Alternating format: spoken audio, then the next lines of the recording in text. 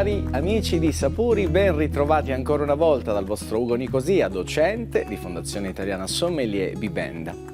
È sempre un piacere portarvi a Randazzo dal nostro Pucci Giuffrida e nella sua azienda Alcantara.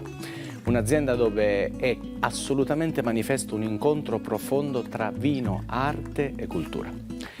Pucci Giuffrida dice che sicuramente l'azienda è la cosa più bella che ha fatto nella sua vita ed è ciò in cui ha investito maggiore passione dopo la moglie e le sue figlie.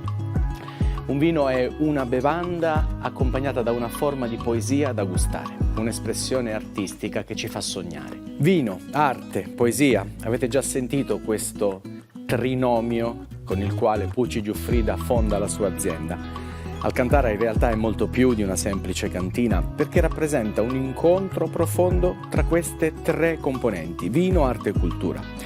L'idea fondante di questa azienda è che un buon vino non sia solo una bevanda, è proprio una forma di poesia da gustare.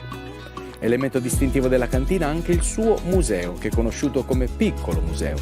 Oltre 400 opere d'arte, tra cui etichette, bottiglie, tappi e sculture, con circa 300 artisti, tra cui Oliviero Toscani e Ferdinando Scianna.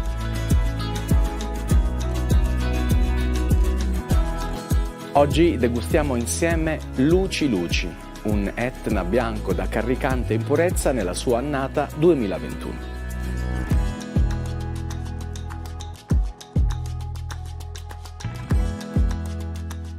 Luci Luci subisce un affinamento di circa 18 mesi sui lieviti in acciaio e un ulteriore affinamento di 12 mesi in bottiglia.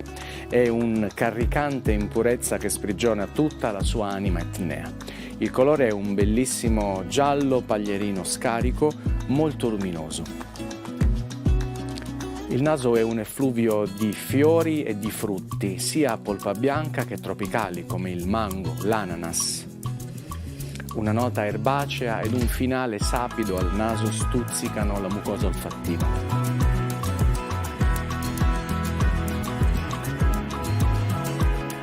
Il sorso è particolarmente rinfrescante, molto acidulo, molto citrino, gradevolissimo. Subito la salivazione pulisce il palato invitando ad un nuovo assaggio. Un vino piuttosto equilibrato, tipicamente etneo, davvero rappresentante di questa porzione di Etna. Trovo sia un felice abbinamento con piatti della tradizione siciliana a base di pesce o carni bianche. È un ottimo compagno di chiacchiere. E come diceva Goethe, la vita è troppo breve per bere vini mediocri.